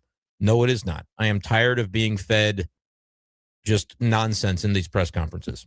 It makes me wonder if Gates is seeing what we're seeing, or if his just eternal optimism is what is shrouding his vision and view of what's actually going on. This has not been a successful start to the season. 9-2 is because you scheduled a bunch of cupcakes. So we'll get to see this team against better competition, and then maybe Gates' optimism will be proven correct. But right now, I'm not in a great place expecting things to be great. All right, real quick, your Chiefs-Chargers prediction. I know I'm wearing the Chiefs hat today. I've got the Chargers. I think it ends here. Oh, man. I'm going 20-17 Chargers. I'm going 16-10 Chiefs.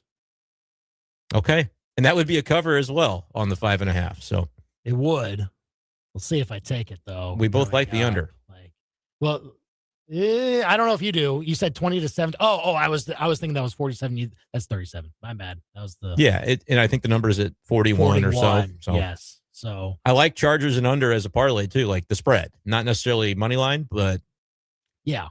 No, I'm kind of into that. No, we'll see. Who will take either side in the picks of the week? Okay. All right. Give it away right away. Here on the Big Show, we'll talk about our picks of the week, who got the job done last week, and how we're going to try and navigate a full NFL weekend with just one college game to choose from. All that next. Now, your local Sports Center update on your total sports station, KTGR. Good afternoon, I'm Ben Hermes, and this live local sports center is brought to you by Lease Tire Company. If it's round and rubber, Lease sells it. LeaseTireCompany.com.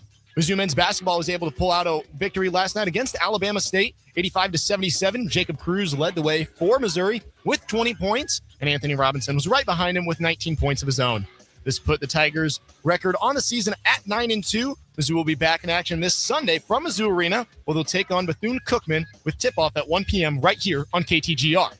Mizzou women's basketball will be back in action this weekend as well, as they'll head on the road to take on the St. Louis Billikens. The Tigers are currently 9-3 on the season, dropping their last game at home to Illinois 70-62 in the bragging rights game this past Wednesday. The Billikens are currently 4-6 on the season. Tip-off is Sunday at 2 o'clock right here on KTGR. And the Kansas City Chiefs are back in action this weekend from Arrowhead, where they'll host the Los Angeles Chargers. Offensive lineman Trey Smith, Jawan Taylor, and Wanye Morris, as well as wide receiver Hollywood Brown, are all out for Sunday's game, while corner Trent McDuffie is listed as questionable going into the matchup. Kickoff from Kansas City is set for noon on Sunday. Your ABC 17 Storm Track forecast is with Advanced Tree Solutions. Give the care that you deserve with Advanced Tree Solutions, your tree's best friend. AdvancedTreeSolutionsLLC.com.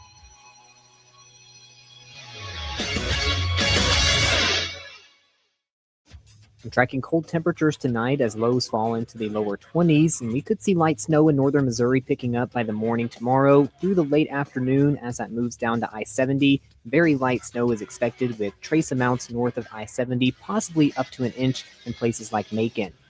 Brutal cold is expected by early Sunday with double-digit below zero wind chills expected. I'm meteorologist Nate Splater, and that's your ABC 17 Storm Track forecast on your total sports station, KTGR.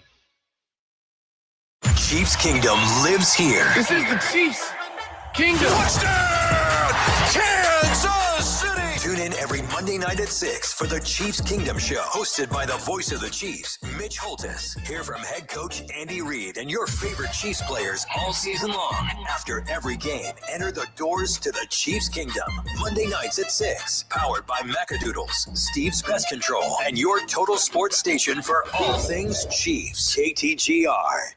Hello, everybody, and welcome back to Fansville, where the refs are always wrong and Dr. Pepper is always right. Always. Where the mountains are capped with cooler ice and children learn the 23 flavors of Dr. Pepper before they learn the alphabet. Smart. It's the one place where a man is a 6 unless he's wearing face paint. He's a 10. And where fans deserve a Dr. Pepper no matter if they win or lose. We're going to win. Get ready for anything to happen this college football season on Fansville by Dr. Pepper. The one fans deserve. Grab some today.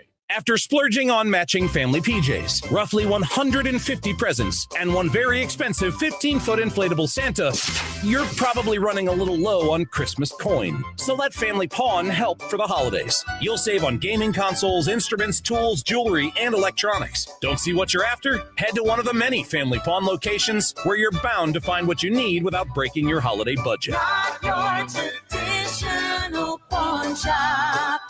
Family Pawn. Hey y'all, it's Molly from Billiards. How in the heck are we already in December? What happened? You're telling me I'm not ready to go back to work. Santa, what have you been doing all year? All kidding aside, I've been prepping for the big day. At Billiards, we've been prepping too. Just this weekend, Tom cut 500 pounds of fries. That's enough to fill your sleigh, Santa. Boogie on down for burgers and beer. Billiards! Home Broadway. Molly, would you deliver to the North Pole? Only if I can use your sleigh. What's up, Missouri? Tony Gonzalez here. Your moment is finally here because DraftKings Sportsbook is live in Missouri. You can get in on all the action with fast withdrawals, a safe and secure app, and betting that's easy to use anywhere you go. And the best part, DraftKings keeps the excitement going with awesome promos and offers all season long. That's why it's America's top-rated sportsbook app. Don't wait. New customers sign up today. Bet just $5 and get $300 in bonus bets instantly. Let's go, Missouri. Get in the game. Download the DraftKings Sportsbook app and use code KTGR. New Missouri customers bet $5 and get $300 in bonus bets instantly. That's code KTGR in partnership with DraftKings Sportsbook. The crown is yours. Gambling problem? Call 1-800-GAMBLER. 21 and over. Physically present in Missouri. Eligibility and restrictions apply. Terms at DraftKings.com/sportsbook. Bonus bets expire 7 days after issuance. For additional terms and responsible gaming resources, see sportsbook.draftkings.com/promos. I'm Missouri Attorney General Catherine Hanaway. We've received reports of a devastating new telephone scam involving the use of Bitcoin ATMs to prey on Missourians. Scammers might claim you are in legal trouble and must pay using crypto ATMs immediately or face charges. Hang up the phone. If you've been the victim of fraud, call 800-392-8222 or visit ago.mo.gov. Sponsored by the Missouri Attorney General's Office. So, Mr. Fancy Dancy Sports Car Dude, you say you were distracted by a raccoon feasting in the road? Okay. How about the fact that you were going way too fast when there's like 5 inches of snow on the ground? Nice ditch you got there, bro. Now you need a savior, a do-over. Find your phone and just Google I-70 Towing. They're Mid-Missouri's go-to crew for slide-offs. When your winter world seems to have been wrecked, call the team they hope you never have to meet. I70towing.com. A raccoon. Just ridiculous. Your daily fix of local sports lives here. This is The Big Show on KTGR.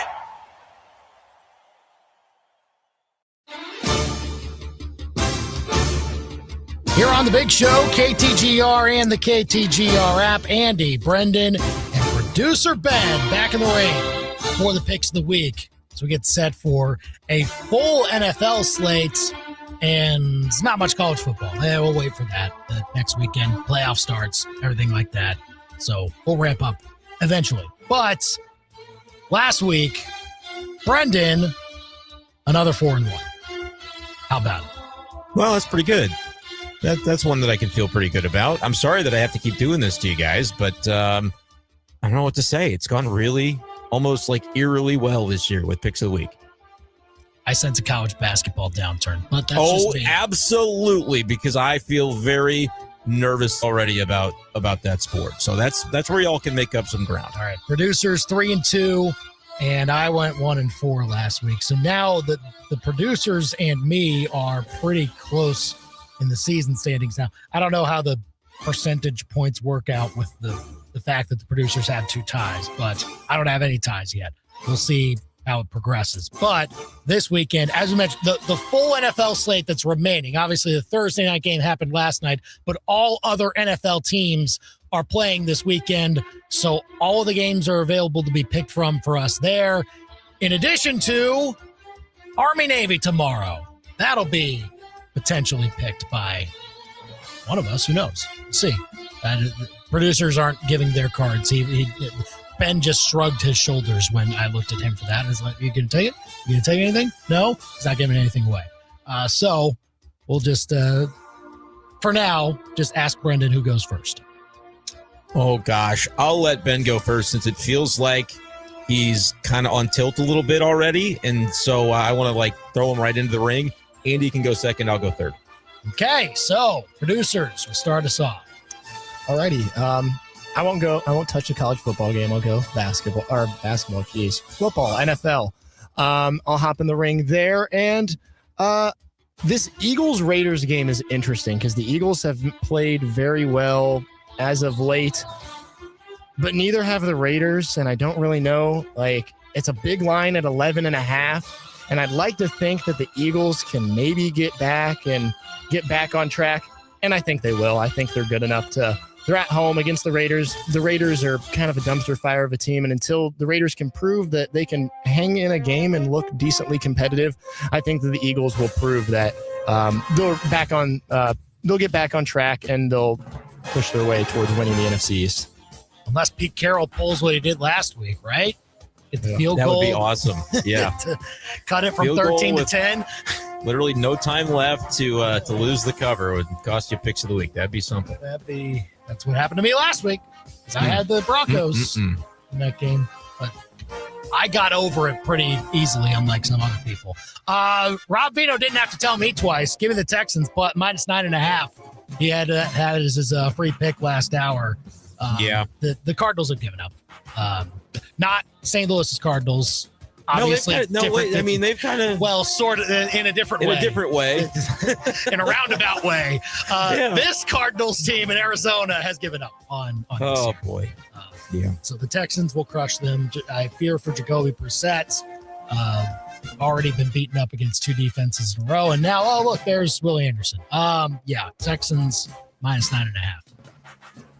Yeah, that doesn't feel like a bad call at all right there. I am going to No, I'm not going to touch Army Navy just yet either. We'll see if any of you guys decide to go there first. I will say that the Chargers are covering the spread, +5.5. I think it's my favorite pick on the board, and didn't think there was a lot of risk in you guys betting against the Chiefs in round 1, so I'll go ahead and grab it. The Chargers +5.5, I'm pretty confident in, unfortunately for Chiefs fans. Doing our picks of the week here on the Big Show, KTGR and the KTGR app. All right, round 2, producers. I'll go to this Packers-Broncos game, and I just like the Broncos in this one. Plus, they're at home, and I get the points at 2.5 with them. They've played pretty good as of late. They've played in a lot of close games so far this year, but I really like them this week against the Packers. I think they can get it done, and it just seems like one of those teams where they just keep on winning, and the Packers picked up a big win against the Bears last week. I think they hit on the mile high, and they I think that NFC North is going to be close between them and the Bears going down the stretch, and I think the Bears could hop back into first, and they could just flip-flop down the stretch. And that's kind of what I see happening, so give me the Broncos. Okay. Obviously, big game. It's both teams trying to climb to the top of their conference, but we'll see what happens there. Weirdly, I like the value for the Cowboys this week. Is this the Sunday night game? Yeah, it is. Minus, It's 5.5, right? But the Vikings offensively have not been able to do a whole heck of a lot recently. So how are they going to keep up? I just don't see how they do. I think they have a good defense, though, time to time, that the Vikings do. That's maybe the issue, but man, the Cowboys at home, they light it up. Yeah. I'll say the Cowboys cover that -5.5 against the Vikings Sunday night football this weekend. Yeah, I like that pick for you. Man, the other pickers here picking well is maybe putting me into a bit of a bind. I'm going to take – I don't like the team, but I like the spot, and maybe some bad weather causes this to be a chaotic, ugly game. If they lose like 31-3, I'm going to really be kicking myself. But I think the Browns can keep it close against the Bears. The Bears definitely do need every single win. They're in a playoff spot right now, but it wouldn't be a shock to me to see the Lions be able to overtake them. This is one the Bears absolutely have to have, but I feel like the weather, the possibilities there could make this one a little bit more interesting. And so I will take the Browns +7.5 on the road. Ooh. I like that. I think that's pretty good, especially weird weather up in Chicago. And Shedeur Sanders hasn't played terrible as of late. He's capable. Be interesting to see what he does against that Bears defense. I'm going to another big spread here. This Colts-Seahawks game. And I'm almost talking about myself and taking the Colts, but I think I have to go with the Seahawks. They're a little bit too good. It's 13.5. It's a huge line. I'd really like to see. It's a great story with Phillip Rivers coming back, maybe playing this week, all that, this stuff around that. But in the end, I think the Seahawks defense is just that good. And I think they might be able to get to him. Not very mobile, obviously at 44 years old. And I think they'll be in a world of hurt. So give me the Seahawks to cover a big line at home. Okay. Yeah, I don't think you'll have anybody fading you there. So I will not be. I'll tell you that right now. We'll see. Big Show's on KTGR and the KTGR app. It's our picks of the week. You know what? I'm not on the bandwagon. It's full as is. I'm walking on the side of it, I suppose. Give me the Patriots. I'll say the Patriots win that game. I hope you're right. The 1.5-point dogs. Yeah, I kind of hope I am too. Like with that, I'd like to see that type of team win that division. And okay, so the Bills have won their division a bunch. Let's see how you go on the road and try to win playoff games and navigate through the AFC when it should be basically wide open for you. I like the Patriots to get it done at home. They already did it in Buffalo. So yeah, and +1.5 added value there. I'm going to go the opposite direction because it kind of dawned on me how much I really need the Patriots to win this game for my old Drake May MVP bet. And so I'll just say Bills -1.5. It's not really a fate of Andy, but Andy is who kind of reminded me of the situation and that I need to kind of emotionally hedge against my own interest. And I'm going to go with that pick. I think the Bills can win the game. Like, it feels like the Patriots are good, but not great enough to have this be like a true changing of the guard where they like take the division back by force. So I think the Bills are going to get this win, and it'll go down to the wire in the AFC East. All right, round 4, producers. I'll go to the Monday night game between the Dolphins and the Steelers, and I like the Steelers at home. -3, there's no hook there. It a little bit scares me, but I like the Steelers. They're playing pretty solid so far this season. They've had their ebbs and flows, but I think they're playing decent enough to get a win against the Dolphins, who, if they're playing in cold weather, I really don't like that team ever. So going up to Pittsburgh, I don't really like them on Monday night. I just think the Steelers will outright win it, and I think they'll win it by about a touchdown. Okay, I'm going to go. I will have a fate of the producers. I'll take the Packers -2.5.